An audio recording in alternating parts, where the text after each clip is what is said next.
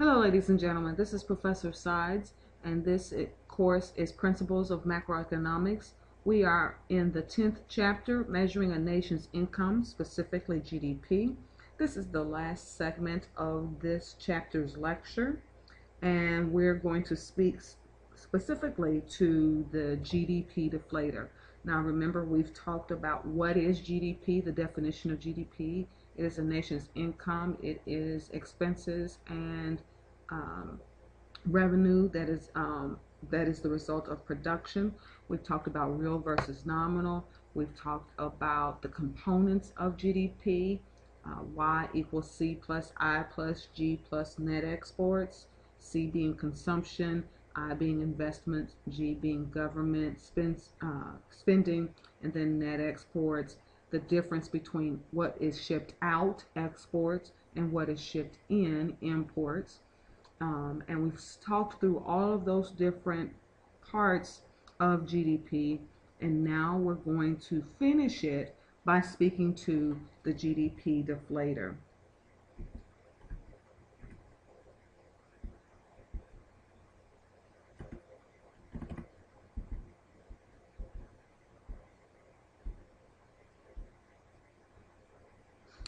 The GDP deflator measures price inflation, and remember we said that inflation is rising prices, so we're measuring the increase or rising prices based on a specific year, which is known as the base year, and that is always constant.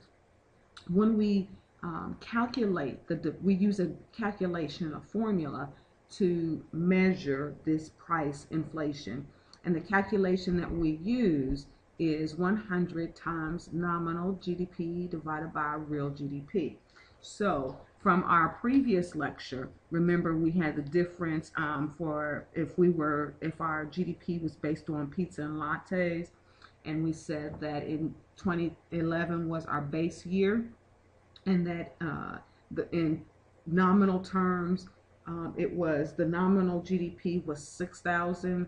The real GDP was also 6,000 because 2011 was the base year. So then we would take nominal GDP divided by real GDP. That makes it a ratio. And then we multiply it by 100 to get the percentage. And then that number would be our GDP deflator. And in that instance, 6,000 divided by 6,000 is 1, times 100 is 100. So the GDP deflator for the year 2011 is 100. Let's look at some other examples.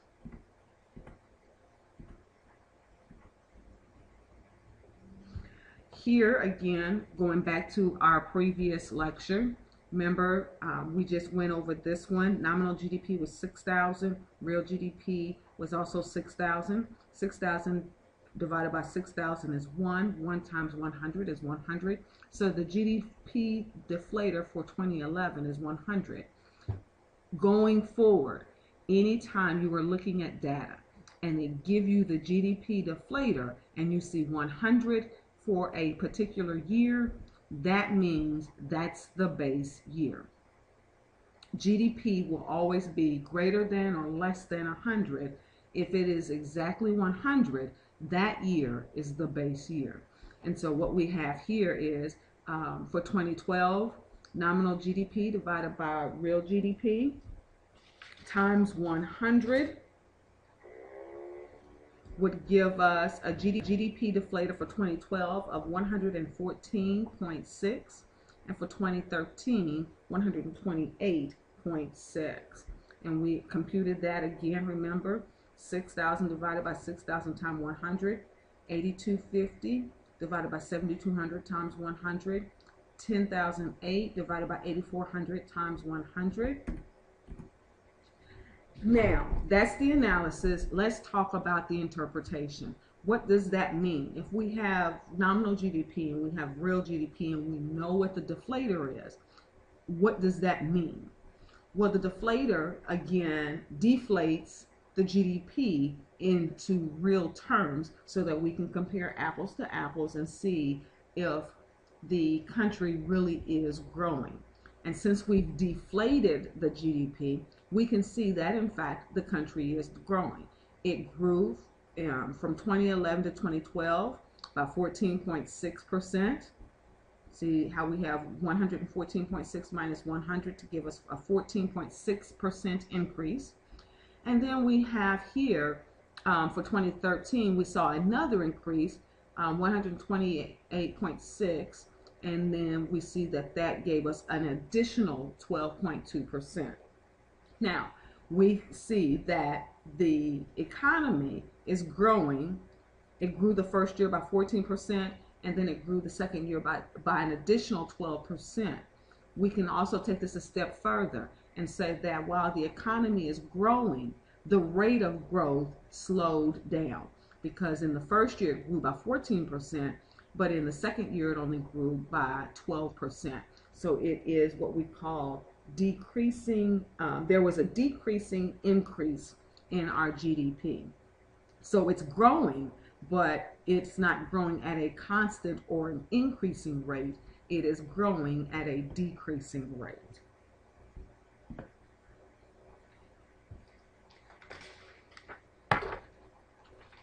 While GDP is a good measure of economic growth for an economy, it is not the perfect measurement.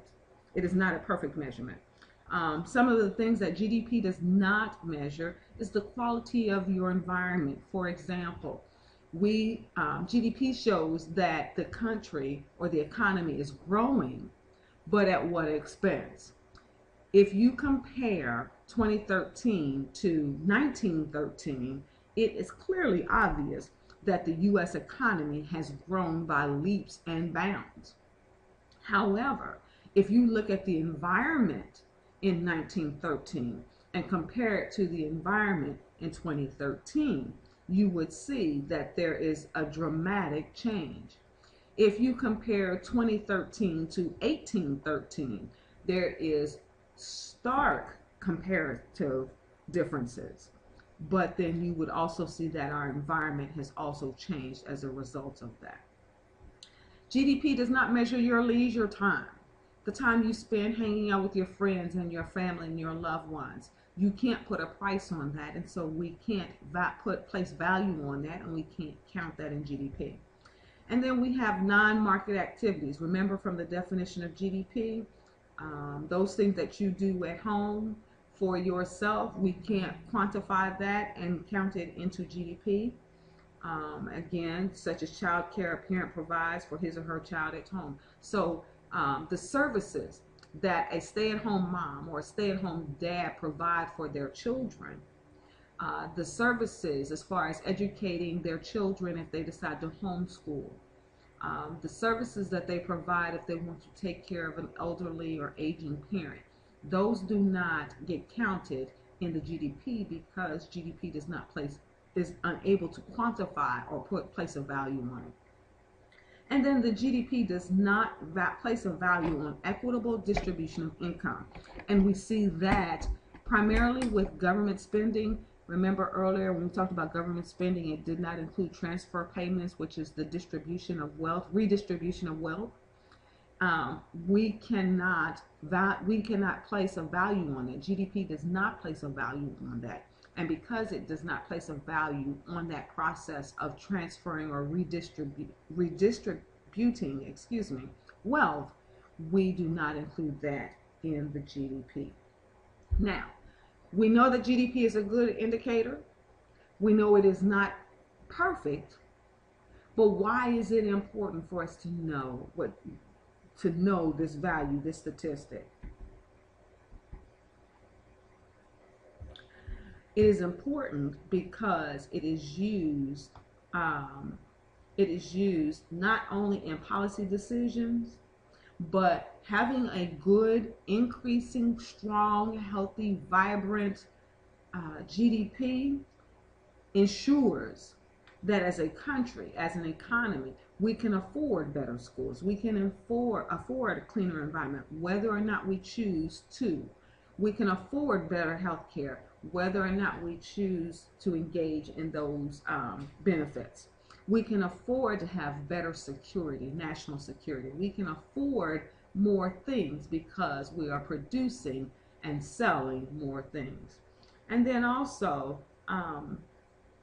we also know that because we know what our GDP is, and because it is positive, and because it is growing, we can link or sync or line up our quality of life, which we can't measure.